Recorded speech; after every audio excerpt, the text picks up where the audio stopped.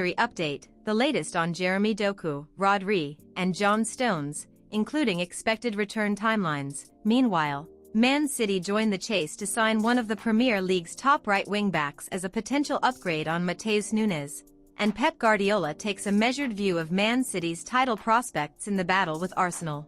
Stay with me until the end of the video to check out the latest Man City news. But before that, if you're as passionate about the citizens as we are, don't waste any time and subscribe to our channel right now to stay updated on everything happening to greatest team in Premier League. Alright, Man City fan, Manchester City did the business at the weekend with a convincing 3-0 win away at Crystal Palace, cutting the gap to Arsenal down to just 2 points at the top of the Premier League. Another big away result, another clean sheet, and plenty for Man City fans to be happy about. But even with the momentum building, Pep Guardiola had to deal with a few injury headaches before the game kicked off.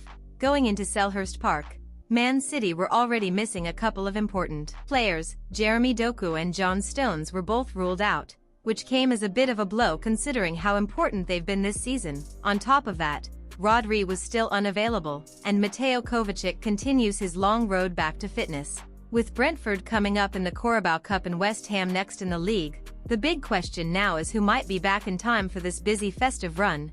Doku's absence definitely caught people off guard. He's been a regular starter for Pep this season, and one of our most dangerous outlets out wide. Seeing him not even named in the matchday squad raised eyebrows. Pep explained before the game that Doku picked up a leg injury, but didn't go into much detail.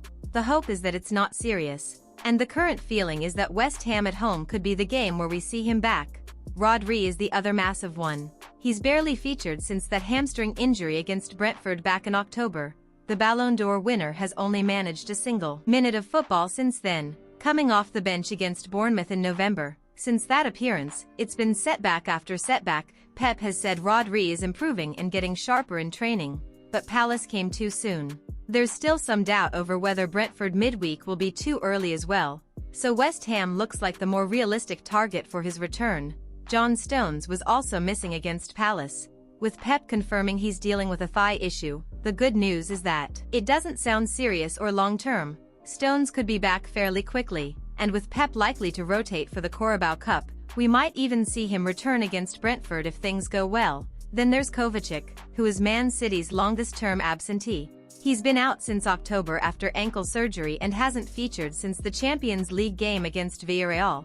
Pep recently confirmed there's still some calcification in his ankle, which means he'll be out for a while yet. No clear return date on that one. So while Man City are flying results-wise, getting a few of these key players back would be huge as the fixtures keep coming thick and fast. My friend citizen fan, do you think Pep should risk bringing players back early during this busy run, or keep playing it safe? Share your opinion in the comments below. So citizen, Manchester City kept the pressure right on Arsenal at the top of the table with a comfortable 3-0 win away at Crystal Palace on Sunday. And it was another reminder that Pep's side are hitting their stride at the perfect time. Selhurst Park is never an easy place to go, but we handled it like champions and made it look routine. Erling Haaland was back doing Erling Haaland things, bagging 2 more goals to add to his already ridiculous tally. In between those strikes, Phil Foden popped up with a beauty from distance, taking him into double figures for the season, 10 goals already, and he's looking sharper every single week. That front 3 link-up is starting to click again, and it's great to see. One of the interesting talking points from the game was Matheus Nunes at right back. It's still a bit mad seeing him there, but credit where it's due. He grabbed his 3rd assist of the season with a lovely cross to the back post for Haaland's opener. Pep clearly trusts him in that role, and he's done bits going forward. That said, reports are now suggesting Man City might still be looking to upgrade that position in January. According to reports, Man City are interested in Crystal Palace wingback Daniel Munoz. Pep is said to be a big fan of the Colombian's aggressive style and thinks he fits perfectly with how Man City want their fullbacks to play. Apparently, Man City have been watching Munoz closely for a while now, but they're not alone. Barcelona, Chelsea, Manchester United, and Atletico Madrid are all said to be keeping tabs on him too, so it won't be an easy deal. There's no word yet on how much Palace would want, but with that level of interest, it won't be cheap. From a defensive point of view, Munoz looks like a clear step up. As good as Nunes has been going forward, he's still been shaky defensively at times.